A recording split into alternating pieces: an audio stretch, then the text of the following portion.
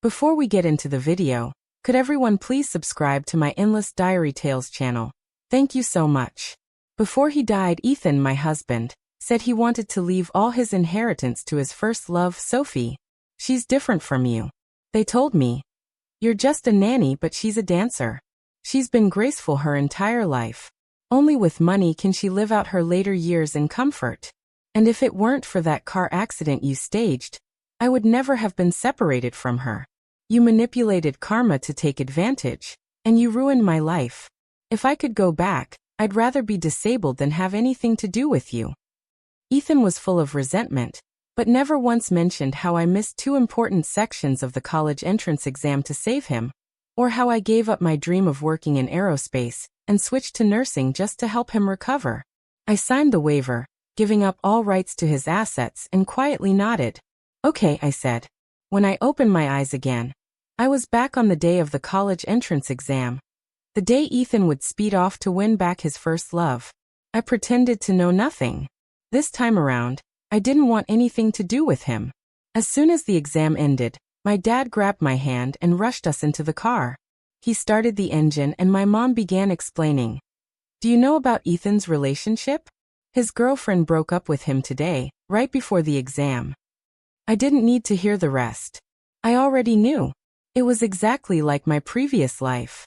Ethan had a car accident while chasing after his girlfriend. His legs wouldn't survive.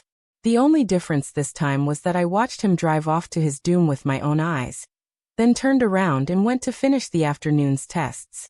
By the time I got to the hospital, 2 exhausted doctors had just come out of the operating room. The accident was too severe and the rescue was delayed. One of them said he made it, but he probably won't be able to stand again. If recovery doesn't go well, we may have to amputate. Mrs. Shu, Ethan's mother, burst into tears as soon as she heard it. Mr. Wei held her up, barely able to mask his grief. My parents stood frozen, stunned by the news. It was heartbreaking. After all Ethan's years of studying, everything fell apart at the worst possible moment. My dad gave my mom a look to signal her to keep quiet. When Ethan was wheeled out, all 4 parents rushed to his side.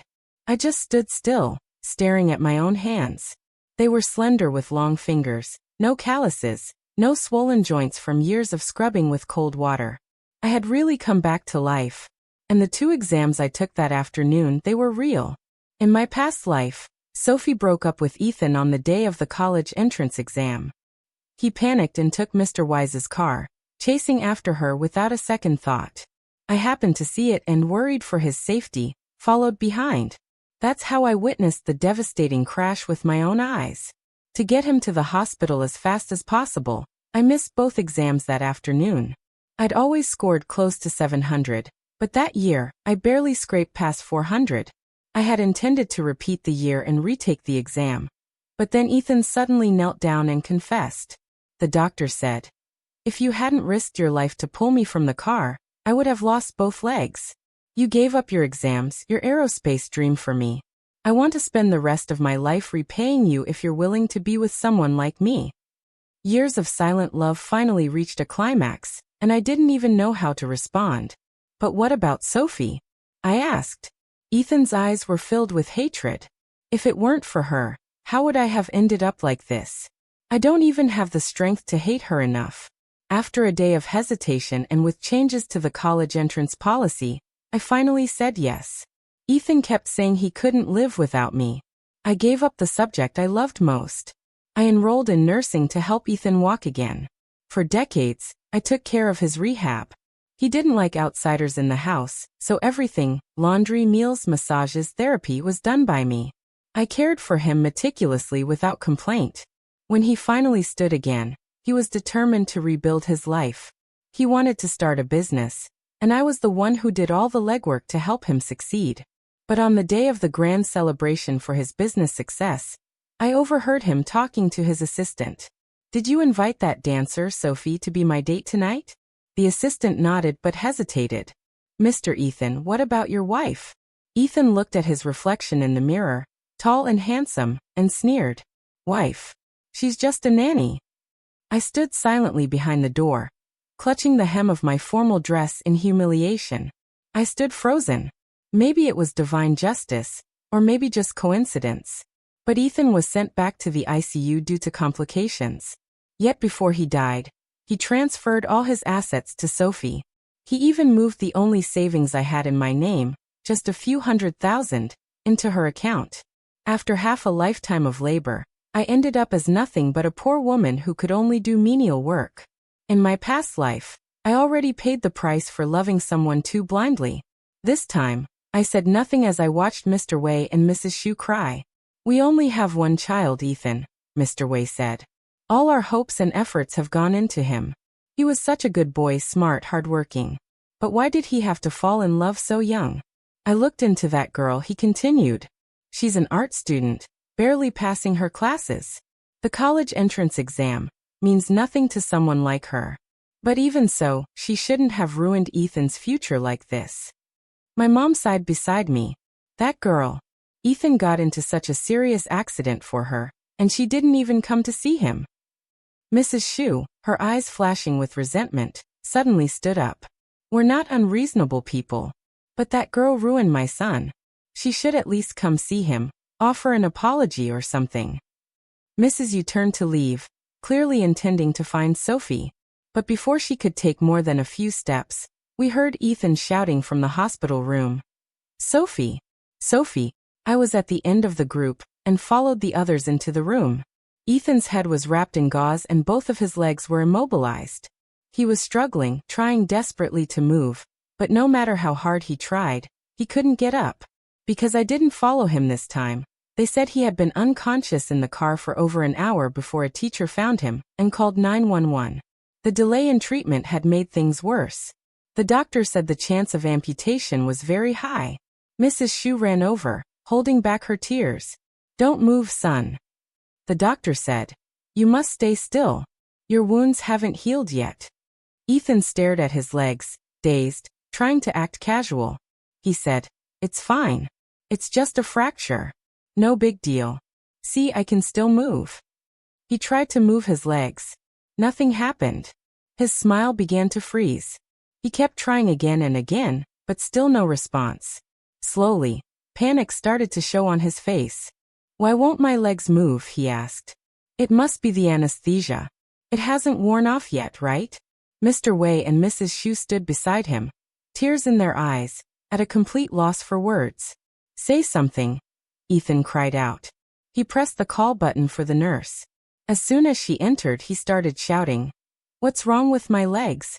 Why won't they move?"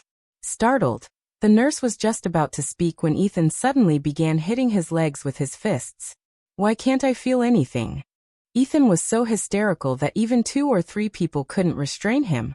Watching the scene, I couldn't help but feel a faint, inexplicable sense of satisfaction. I stepped forward, looked him straight in the eye, and said slowly and clearly, "Go ahead. Keep hitting your legs. Right now they're just paralyzed. Keep going like that, and maybe they'll have to be amputated." Ethan froze as if struck by lightning. Paralyzed. Mrs. Zhu finally lost control and broke down sobbing. Mr. Y said, "Everyone already knows what happened. We understand now. But look at you. Look at what you've become. And that's Sophie." Before he could finish, Ethan interrupted. "This has nothing to do with Sophie. I was the one who panicked and drove off on my own." I let out a quiet laugh. "Even when she's the reason you're paralyzed, you still defend her in front of everyone. This car accident clearly had nothing to do with me. Yet in my last life, Ethan pinned all the blame on me without a second thought. Love and indifference. How clearly they reveal themselves. In my past life, he said he'd rather be disabled than be involved with me ever again. And in this life, he's disabled once more. While I went on to take the college entrance exams and prepare to pursue my dream, everyone can finally get what they wanted. This time, I didn't offer to stay by Ethan's side. After staying a while at the hospital, I went home. But the next day, Mrs. Xu collapsed from the stress. After all, Ethan, still a minor, had been caught driving without a license, and the media had picked it up. The internet was flooded with criticism and insults directed at him. Mr. Wag couldn't bear the pressure alone.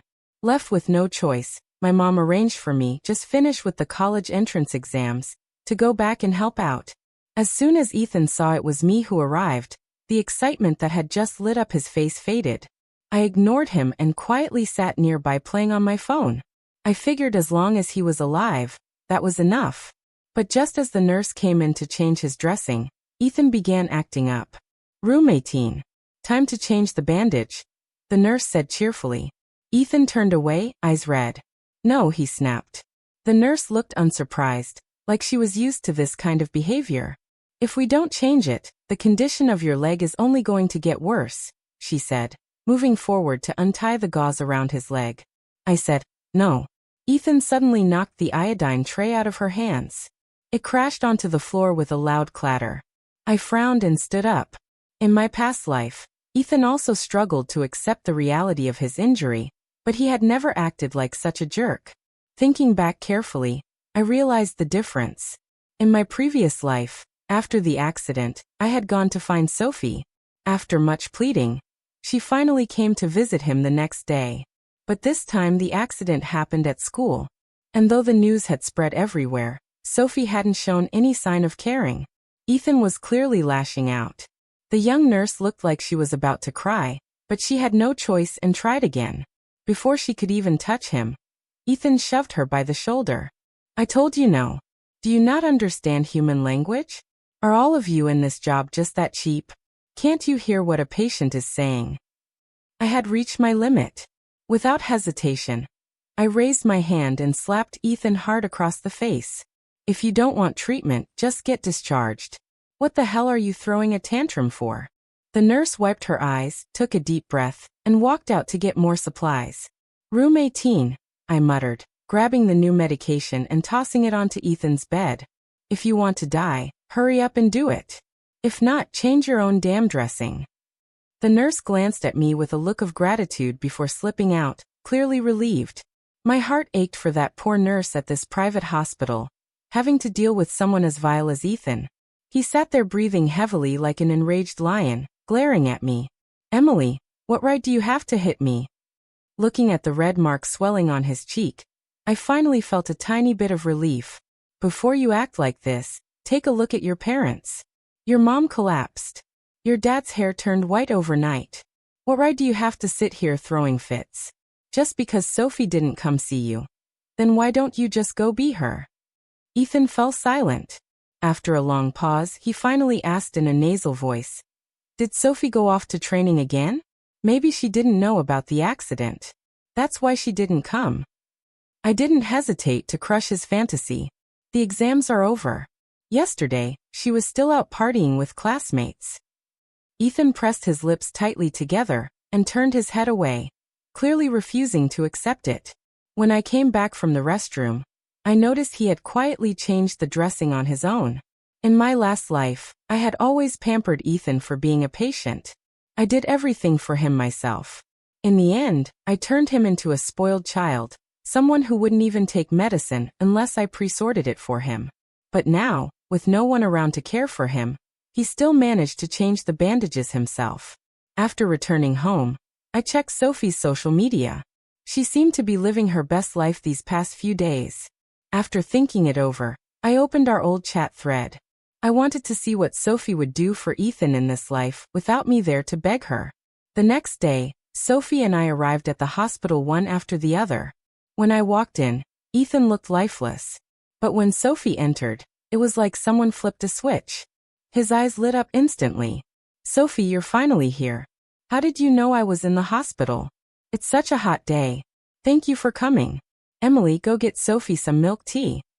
At this point, I no longer felt anything for Ethan, but I still laughed out loud at his nerve. In my past life, I gave up retaking the exam and chose nursing just to help him recover from paralysis. I helped him stand again, and he never once appreciated the sacrifice. He saw me as nothing but a nanny. He even claimed that the accident had been a setup, that I orchestrated it just to be with him. As expected, the one you truly love doesn't need to lift a finger. Just standing there is enough to win. I stayed where I was, unmoving. Sophie crossed her arms and spoke coldly. "No need. I didn't come here for milk tea." She kept her distance from Ethan. "What exactly do you mean, Ethan? You're the one who lacks driving skills. Now you've had an accident and you're trying to drag me into it and make me responsible. Are you serious? That accident happened after I broke up with you. We have nothing to do with each other anymore. Got it? It was the first time I saw Ethan look like that. Ashamed, awkward, trying to force a smile while clearly hurting inside. He stammered. I didn't mean I didn't want you to take responsibility. But Sophie cut him off coldly. You think I didn't know you deliberately spread the news about your accident all over school? You were just trying to guilt-trip me, weren't you? The more you act like this, the more disgusted I feel. You're the one who won't let go. Do you really want to ruin my entire life too? Don't contact me again. This is the last time I'm telling you we're over. With that, Sophie turned and walked away. Ethan actually let 2 tears fall. In our past life, he didn't cry when he was dying. He didn't cry when he learned he'd be paralyzed. But this time, a few words from Sophie reduced him to tears. I couldn't help but lift the corners of my lips in a mocking smile. Soon it would be time to choose our colleges after the entrance exams. I told him, I need to go home and pick my schools. Mr. Wei has to take care of Mrs. Xu, so you'll need to hire a temporary nurse for now. Ethan didn't hear a word I said, but it didn't matter. I just needed to finish what my parents told me to do. I later heard that Ethan developed a high fever that night and had to be rushed into emergency care. I didn't go back to the hospital. Instead, I started studying aerospace subjects. In my past life, Ethan mocked my nursing degree, saying I was nothing but a maid. This time, I was determined to follow my own dream. I signed up for a summer training program related to aerospace scheduled to start in 3 days. But the next day, as my mom was helping me pack, Mrs. Xu suddenly called. She was sobbing so hard she could barely breathe, her voice competing with the blaring sound of sirens. Hurry. Come to the hospital. That girl Ethan likes, she's dating someone. Ethan can't handle it. He's trying to kill himself. Son, please come down. My parents exchanged a horrified glance. My dad, who had been slicing vegetables, accidentally cut his hand. Suicide. Go. Let's go. On the way, my parents were frantic. He was such a good kid, my dad muttered. How could he turn out like this, Emily? He added. You must never fall in love too early. Actually, don't fall in love at all. Do you hear me? My mom shot him a glare. What do you mean? My daughter would never do that. I sat silently in the back seat, bitter and quiet. Truthfully, I didn't regret saving Ethan in my last life, but I paid dearly for loving with blind devotion. I made that mistake alone. But my parents suffered along with me for half a lifetime. This time I won't repeat that. No matter who my future partner is, I won't lose myself again. This life I want to live for me. Traffic near the hospital was completely jammed. My mom grabbed my hand, and we ran the rest of the way. Both the police and paramedics were already on the scene. The area outside the hospital was covered in thick mats. The hospital room was on the 15th floor. And there he was, Ethan, dressed in a hospital gown, hanging halfway out of a window on the 15th floor. Honestly, I didn't feel much. Still, I took out my phone and recorded a video, then sent it to Sophie. Whether Ethan truly wanted to die, or was just using this to emotionally manipulate her, it was their problem. It had nothing to do with me. I just didn't want him to die so easily. After all, compared to dying, living is far more painful. When we reached the hospital room, Ethan was sitting on the window ledge. The window was wide open. If he leaned back just a little, he'd fall straight down. My mom whispered exactly what I was thinking. His legs don't even work. How did he get up there? My dad nudged her with his elbow. Now's not the time for that. Ethan, he called out. Listen to Uncle Joe. Come down right now. You're still young. My dad called out. There's nothing you can't get through. Ethan looked completely broken. He pointed at his legs. Look at me. What's the point of living like this? I took another video and sent it to Sophie, writing, if you don't want to carry a death on your conscience for the rest of your life, get here now. Mrs. Zhu desperately slapped her leg and cried, Son, come down. Your life is just beginning. So what if you can't walk? We're doing well. We can afford to take care of you. Please come down. Ethan broke down screaming, Take care of me? How? I'll never stand again. Emily still gets to go to the college she wants. Everyone else still has endless possibilities. I'm the only one who will be stuck in a wheelchair for the rest of my life. I don't want to live anymore. Let me go. You're still young.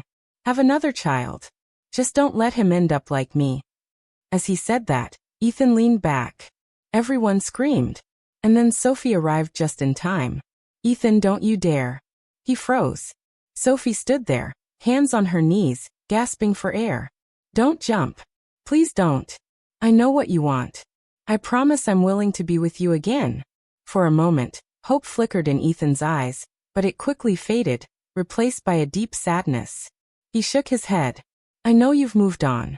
I don't want to drag you down. Sophie took a cautious step forward. That's not it. I didn't have the courage to face you before. I couldn't forget you, so I tried to be with someone else. But Ethan, I still want to be with you. As Ethan was finally pulled back from the window, Mrs. Zhu collapsed to the floor, wailing uncontrollably. My mom gently patted her shoulder. It's okay now. It's over. He's safe. But was it really? Because the rage and resentment in Sophie's eyes didn't look like someone who thought it was okay. I went back home to prepare for the summer training camp. My parents kept going to the hospital now and then, saying that ever since Sophie came back, Ethan had started cooperating with treatment.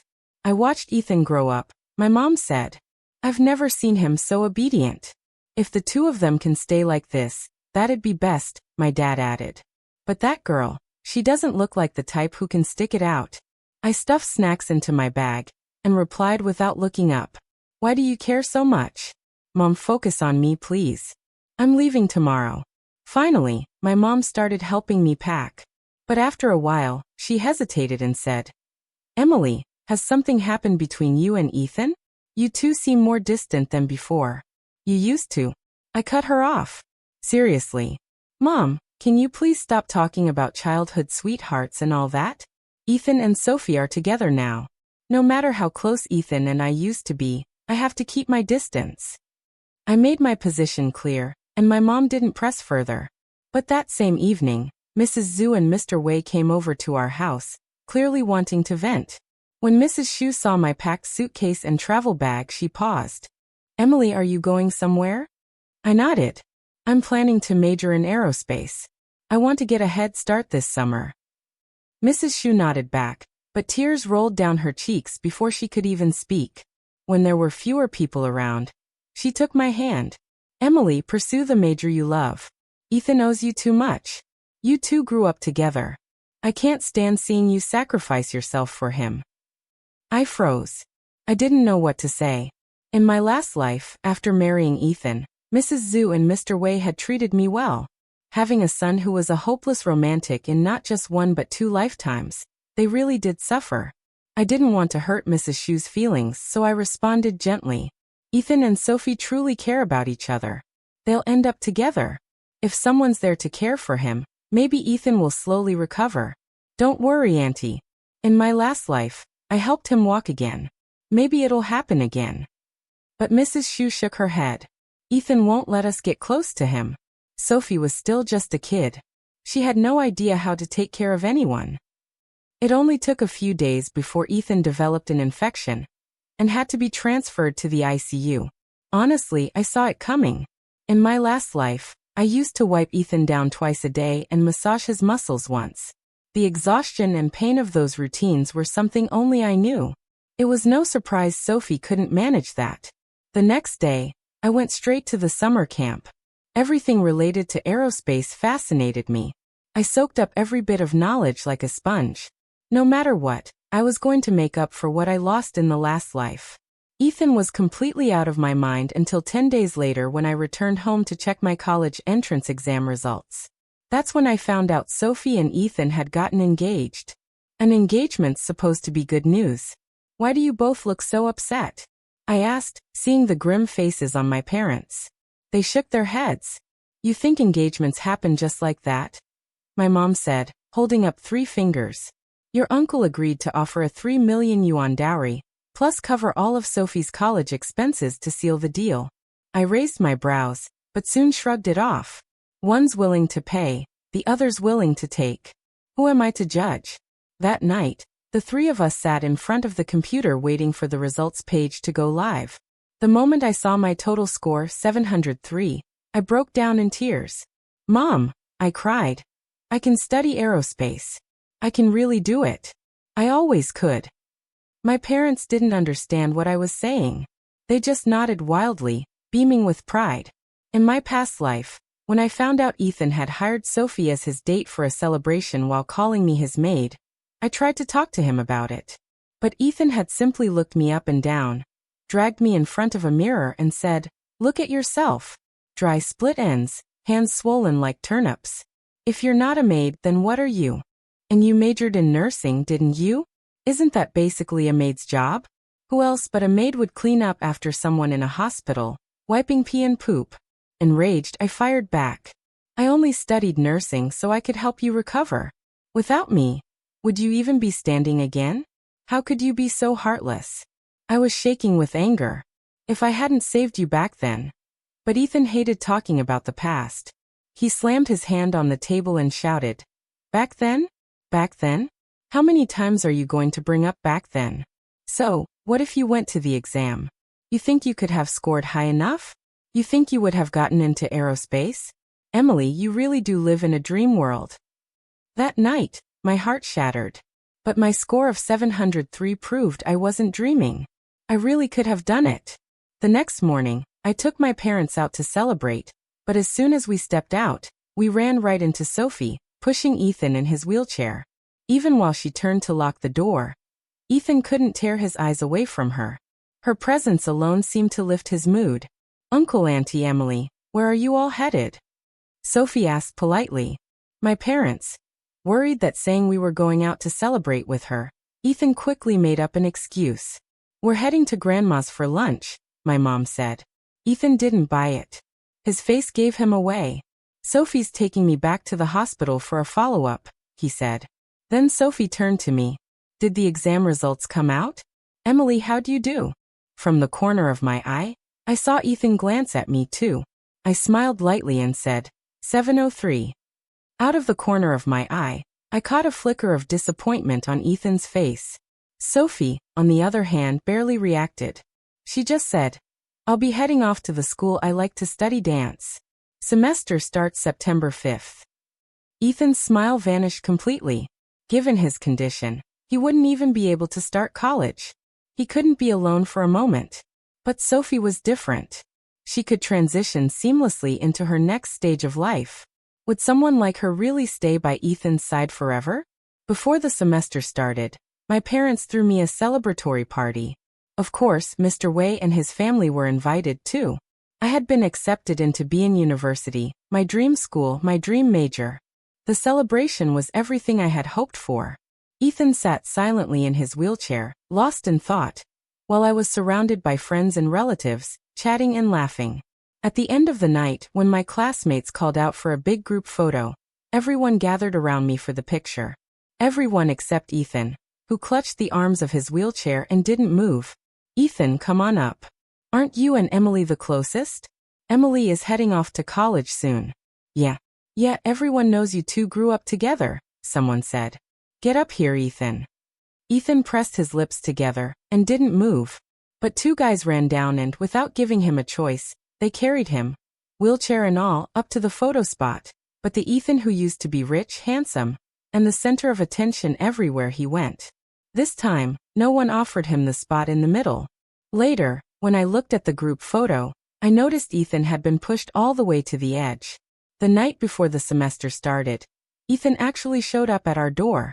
I opened it and instinctively looked forward, only to lower my eyes and see him sitting in his wheelchair. He gave a self-deprecating smile. "Looks like from now on, I'll only ever be someone you have to look down at. Want to go for a walk?" I was about to say no, but my mom whispered behind me, "Ethan's been cooped up for so long. He finally wants to go outside. Just take a little walk with him." Some habits from my last life stuck. Whenever I saw a wheelchair, I had the urge to push it. I forced myself to keep my hands at my sides and walked ahead. The streets in the neighborhood were wide. Ethan rolled alongside me. "Congratulations," he said. "You got into your dream school." I replied politely. Thanks, keeping my tone distant. But then Ethan pulled out his exam admission ticket and gave a bitter smile. Funny thing, the school you got into, that was my dream too. But I'll never get the chance now. Emily, could you take my admission ticket with you? It's the closest I'll ever get to that place. He reached out, offering me the slip of paper, but I didn't take it. Maybe someday Sophie will take you, I said, swatting at a non-existent mosquito near my leg. Too many bugs out here. I'm heading back. Ethan's face fell, but he didn't argue. As we kept walking, I noticed he started lagging behind. When I turned to check, I saw that his wheelchair had gotten stuck on a small rock. Our eyes met, his face flushed with embarrassment, but he still said stubbornly, "Don't mind me. Just a little rock. I'm fine." Okay. I nodded and turned to go home. Sophie and I started college on the same day. At the train station, we happened to run into Ethan and Sophie saying their goodbyes. I saw Ethan discreetly slip a bank card into Sophie's hand. "Don't let yourself suffer at school." Sophie accepted the card and hurried toward the boarding gate. Ethan quickly added, "If you have time, remember to come back." Sophie didn't respond. College life turned out to be even more fulfilling than I had imagined. And since I was studying a subject I genuinely loved, it made everything feel even better. Looking back on my past life, I felt like I had lost my mind, giving up so much for a man. This time, I did everything I'd missed out on. At the end of the term, I even went skydiving abroad before heading home. That evening, Mrs. Shu showed up at our house again, anxiously asking, "Emily, are all colleges on break around now?" Sophie still hasn't come back. I raised an eyebrow. Break started a month ago. I even went abroad and came back already. Auntie Sophie and I don't go to the same school. Maybe her school's on a different schedule. Mrs. Shu nodded miserably. I don't want to hold that girl back, but she's the one who brought up the engagement. Our family did everything we promised, and now she's just disappeared. Ethan's such a stubborn kid. He's lost more than 20 pounds these past few months. I frowned at Mrs. Shu's request. I quietly asked around through some classmates about Sophie's school. The answer shocked me. Her school had gone on break 2 weeks earlier than ours. My mom was furious. I need to tell Mrs. Shu. If she doesn't want the engagement, then cancel it. Ethan's been sitting at home waiting every day. What kind of behavior is this? I stopped her. I'm done helping people only to get caught in their mess. About a week later, Sophie finally returned. She was decked out head to toe in designer brands, dressed like a socialite. My mom said Ethan had perked up a bit after she came back. But over the following month, Ethan started to look worse and worse. Mr. Wei and Mrs. Shu aged like 10 years and 6 months. Mr. Wei, who'd never bent his back for anything, actually came to our house to borrow money. My dad didn't hesitate. He handed him a bank card. "Old Wei, what happened to you? How did things end up like this?" My family and the Wei family were about the same in terms of wealth. Even with everything that happened to Ethan, they should never have fallen to the point of being broke. Mr. Wei let out a long sigh and didn't speak for a while. Then he finally said, "Sophie says she wants to study abroad. The cost is outrageous. She told us if we didn't support her, she'd call off the engagement. Ethan's condition has been unstable. At his recent hospital checkup, things suddenly worsened. The doctor said if it gets worse, there's a chance they'll have to amputate. His mother and I, we're at our limits." Even after Mr. Wei left, my parents were still sighing. "Does Ethan really have to be with Sophie?" my dad asked. "They're draining everything the family has." I was curious and asked, "Is Uncle Wei's company not doing well?" My parents exchanged a look. That whole incident with Ethan driving without a license, it got exposed to the media. His dad's company took a serious hit. They just had to pay a big penalty for breaking a contract. I nodded. That night, unable to sleep, I scrolled through social media and came across Sophie's page. She had posted dozens of dance photos and videos. But something about her dance partner looked strangely familiar. Not long after, I ran into Sophie on the street with another guy. The two of them were holding hands, acting extremely close. Seeing them in real life made me realize I knew that guy. He was one of our high school classmates. When they turned in my direction, I instinctively ducked and followed them from a distance. Do you really think the Wei family will give you 6 million? The guy said. That's not a small amount. You're really bold to ask for that much. Sophie laughed. Didn't you say part of that money would be ours? Don't you want to study abroad with me? As long as Ethan can't live without me, his family will keep coughing up cash. Good thing you bet me back then, he continued. You wanted to see whether Ethan would give up the college entrance exam if you broke up with him. That's how he ended up paralyzed. Everything we have now is thanks to Ethan being ruined. The guy leaned in, kissed Sophie on the cheek, and smacked his butt playfully. I stood there stunned. So Sophie did it on purpose. Ethan used emotional manipulation to hold on to the one he loved while Sophie crippled someone over a bet. They really were a match made in hell. As for Ethan, maybe he deserved it. But Mr. Wang and Mrs. Xu were the real victims here. That night, I saw the guy drop Sophie off on the way home. The car he was driving was easily $1 million luxury vehicle. So that's where all of the Wei family's money had gone to fund this man's lifestyle. With money flowing like water, no wonder they were going bankrupt. When Sophie saw me standing there, he froze. Guilt flickered across his face. He tried to walk past me toward the house, but I blocked his path. What are you doing? He snapped. I didn't bother wasting words. I took out my phone and showed him the photos I had just taken. Ethan might be a fool, I said calmly. But Mr. Wei and Mrs. Xu are not. If you still plan to squeeze more money out of them, don't blame me for making sure everything you've gained goes up in smoke. Sophie froze, then his face twisted with anger. You really need to mind your own business. Ethan's a fool. Why should I, a young woman in my prime, waste my life on a loser? Besides, he's the one who guilt-tripped me into staying. This is what he gets. And Mr. Wei and Mrs. Xu? I asked, lowering my voice. Do they deserve to be drained dry by you too? They should be enjoying their retirement like my parents, not borrowing money from friends because of you too. I don't care how you treat Ethan, I continued, but don't drag his parents down with you. I turned around and walked away without giving him a chance to respond. 2 days later, Mrs. Xu finally looked a little better. She returned the bank card they'd borrowed from us. Ethan's been begging Sophie for the past couple of days, she said. He agreed to delay the overseas trip for now. Thank your mom for us. Looks like we won't need the money, at least not yet. My parents both let out a breath of relief. Clearly, Sophie was afraid of losing the Wei family's money tree. I didn't keep listening. I'd done everything I could to help them. With the new semester approaching, I was busy every day meeting up with my old high school friends for dinners and gatherings. But that night when I came home, I saw Ethan sitting alone in his wheelchair, waiting outside our house. I was genuinely shocked when I saw how thin Ethan had become. He caught the flicker of emotion on my face and gave a bitter smile. Did I scare you? I just haven't had any appetite lately. I didn't answer. Instead, I glanced toward the light glowing in their house. What are you doing out here? Ethan looked at me, and his eyes slowly turned red. I frowned. If there's nothing else, I'm going back inside. Don't go, he blurted out, his voice unexpectedly choked. My parents went to the company, he said. They won't be back tonight. Sophie brought her dance partner over to the house. I raised an eyebrow, surprised at Sophie's audacity, though I kept a calm expression. So, what are you trying to say? Ethan's Adam's apple bobbed as he swallowed. And the words he said next stunned me. Emily, if I call off the engagement with Sophie, could we be together? I see it now, he continued. Sophie never truly cared about me. You're the only one who ever did. I forced back a mocking smile. And then what?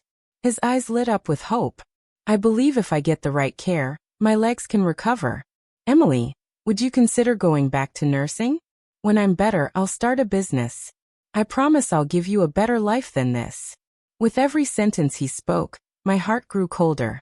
By the time he finished, I was almost certain Ethan, like me, had been reborn. The quiet night suddenly turned ominous. A flash of lightning split the sky, illuminating Ethan's face. It looked unhinged in the light. Emily, if we're together, things will be better than they are now. I know you love me. Let's give it a try. I laughed. Sure. And you'll squeeze every ounce of value out of me again. The only one who will be better off is you. You'll get your business success, and I'll just be the maid again. Why should I give up aerospace to help you recover, Ethan? He froze. You also? I stepped forward, meeting his eyes. Yes, Ethan. You got what you wanted in this life. A flicker of gray washed over his face. He stood there as if struck by lightning. I'm now an aerospace major at a top-tier university. I said one day I'll be an astronaut, and you're a disabled man. What do you have that makes you think you deserve me? I turned and walked away. The moment I shut the door behind me, thunder clapped in the sky. Emily, I was wrong last time. I'm sorry. My mom walked by with a glass of milk. Someone's calling you. Didn't you hear that thunder? You must have heard wrong, I said. Right as I finished speaking, rain began pouring outside. Ethan sat in the rain, drenched. He gripped the wheels tightly, trying to move, but the wheelchair wouldn't budge. The next morning, my parents were getting ready to take me to the train station to return to school. But the moment we pulled out of the neighborhood, police and paramedics were rushing in. So much drama lately, my mom muttered. What happened now? But when we saw the police cars parked in front of Ethan's house, my dad slammed on the brakes. It's the way, family. My right eye twitched. I suddenly remembered what Ethan had said last night. My parents went to the company. They won't be back tonight. Sophie brought her dance partner over to hang out. We watched as the police broke down the door. Then paramedics came out with a stretcher covered in a white sheet. My mom's legs went weak. I caught her just in time. Who died? Before anyone could answer, Ethan and another young man were wheeled out, both alive. My parents, just beginning to relax, tensed up again. Who's that guy? Where are Mr. and Mrs. Way? Call them now. I was about to explain that they weren't home when Ethan was rolled past me. He reached out and grabbed the hem of my shirt. That's when I saw the blood all over him. Let go, I said, but even the medical staff couldn't pry his hand off. They looked at me helpless. He's got multiple stab wounds, one of them said. It's bad. Looks like some organs may be punctured. We can't afford to waste time. You'd better come with us. I stared coldly as Ethan tried to guilt-trip me, but I refused to be manipulated. Instead of responding, I simply took off my sun jacket and draped it over him. Ethan was rushed to the hospital. My parents immediately called Mr. and Mrs. Way to inform them, then headed to the police station to help provide details. At the station, the boy who had been with Sophie was wailing like a madman. I didn't mean to kill anyone. I was just trying to protect myself. That cripple's insane. He didn't want to live anymore. And in the middle of the night, he tried to kill us. If I hadn't been a light sleeper, I'd be dead right now. I swear I didn't mean to kill him. The police officer slammed a palm on the table. Then tell me, why would he try to kill you? The guy hesitated for a moment, then started spewing nonsense. He was jealous. Jealous? I still have working legs. I scoffed. You don't even know Ethan, so why were you staying at his house overnight? The officer narrowed his eyes. Tell the truth and we'll go easy on you. Keep lying and you'll face the full consequences. You want a chance at leniency? Then talk. Under pressure, he finally admitted his relationship with Sophie. It was last night. Ethan's parents weren't home. Sophie wanted to do something exciting. So she brought me over. We were fooling around right in front of him. Who knew he'd be that intense, even as he crawled over in the middle of the night and tried to kill us. Look, I've got cuts too. When my mom heard this, she nearly exploded. Right there in the station, she unleashed a fury of insults at the guy. Meanwhile, Mr. Way called. Joe, is Emily home? His voice was frantic. The doctor said Ethan didn't make it through surgery. He's been calling Emily's name over and over again. Please, can she come see him one last time? He doesn't want to go without her. I frowned and shook my head at my dad. For the first time, my dad lied to Mr. Way. I'm sorry, Emily isn't home right now. I would never see Ethan again. I returned to school immediately. That night, when I arrived on campus, my mom messaged me. Ethan's still hanging on. He keeps mumbling saying, I'm sorry. Your Uncle Way and Aunt Shu. What kind of fate is this for them? The next morning at 5 a.m., she texted again. He's gone. I stared at the message, lips pressed tightly together. After a moment of hesitation, I replied, Please take care of Mr. Wei and Mrs. Zhu. As for Ethan, may we never meet again in this life or the next. 4 years later, I graduated with my bachelor's degree and was accepted into a combined MS and PhD program. No matter what happened in this life, I achieved my dream,